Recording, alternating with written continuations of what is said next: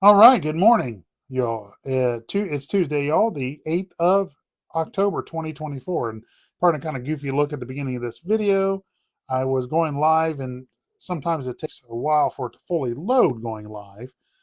In the meantime, it is actually still recording, but I wait until it tells me live now to start talking in case something messes up. Anyway, sorry. So I've had a goofy look. It's because I was thinking.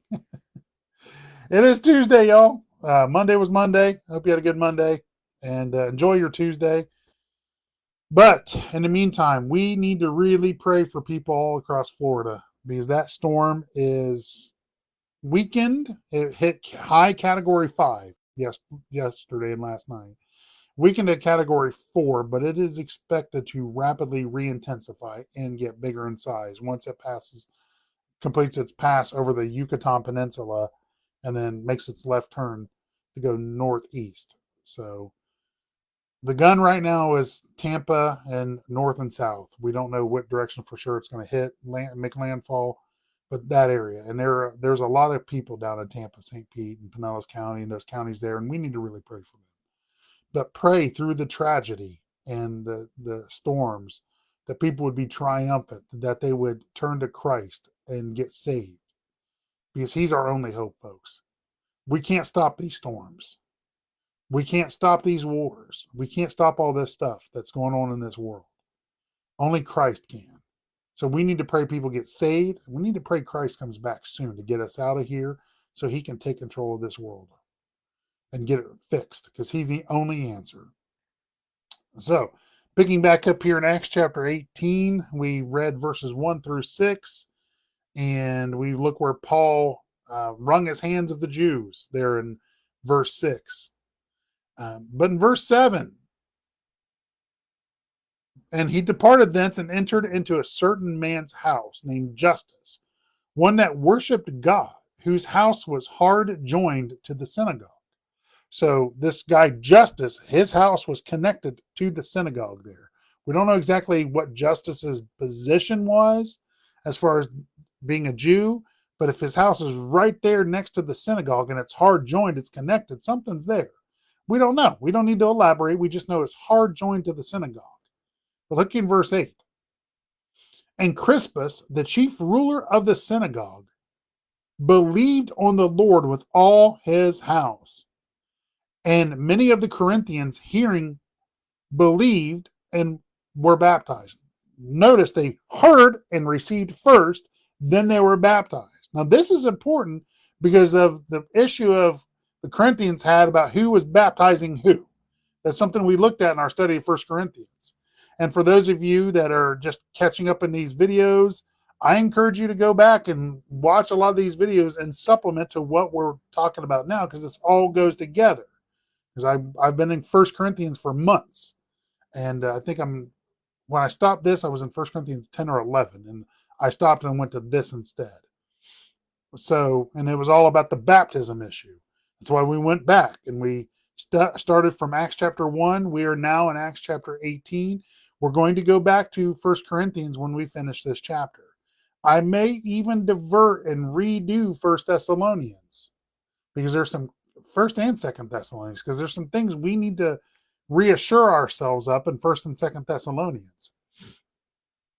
And then get into 1 Corinthians. I don't know. And the reason would only be is because in writing order, Paul wrote Thessalonians first, then he 1 and 2 Thessalonians, then he wrote 1 and 2 Corinthians, then he wrote Galatians in that order. That's how he wrote these letters.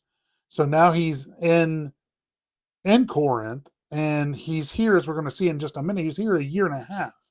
And this is AD 54, around AD 57, 58 is when he wrote 1 Corinthians. It was after he departed. But back here. And Crispus, the chief ruler of the synagogue, believed on the Lord with all his house, and many of the Corinthians, hearing, believed and were baptized. Then spake the Lord to Paul in the night in a vision, Be not afraid, but speak, and hold not thy peace. God came to Paul at night in a vision. He said, look, don't be afraid, keep preaching. What we have today, we have a lot of preachers out there that are afraid to preach the truth. They know what the truth is. They know that they need to preach it, but they're afraid. They're afraid because they don't want to insult their congregation. They don't want to offend their congregation, and they don't want to offend the communities. But the Bible in a whole is offensive.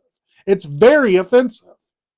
As I've said before, and I've been taught this, and I've seen it myself by reading it, this Bible is at least 2/3 negative. We are to reprove, rebuke, and exhort. Reprove 1/3, rebuke 1/3, that's 2/3, and exhort 1/3. So it's 2/3 negative. We are supposed to reprove and rebuke. But preachers today are afraid. They're also afraid that if they start preaching hard preaching and preaching the truth, and then their offering plates are not going to fill up.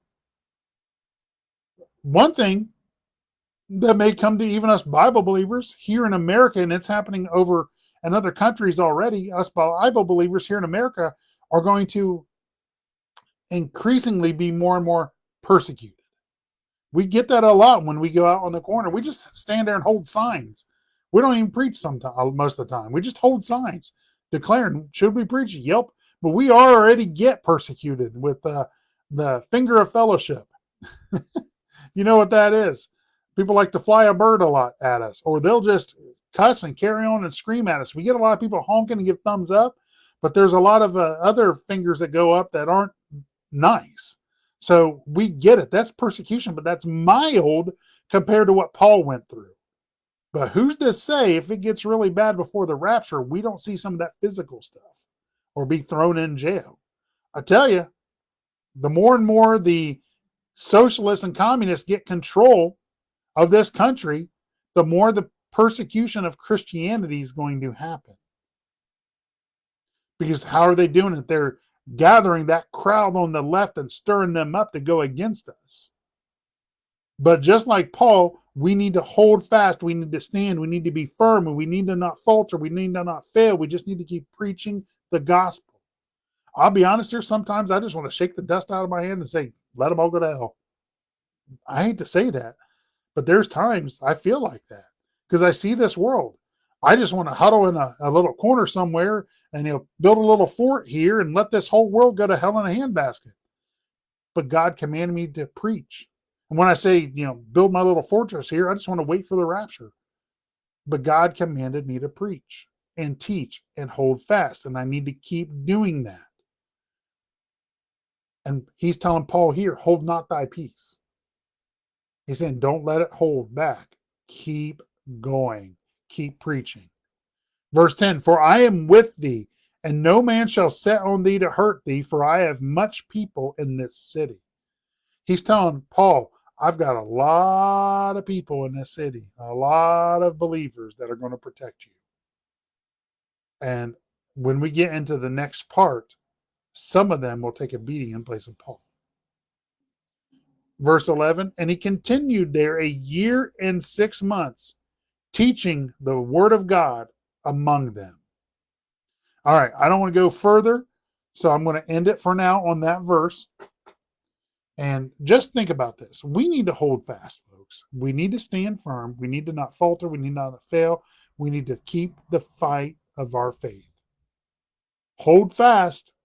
Hold firm. The Lord is coming, but we have a lot of work to do until then.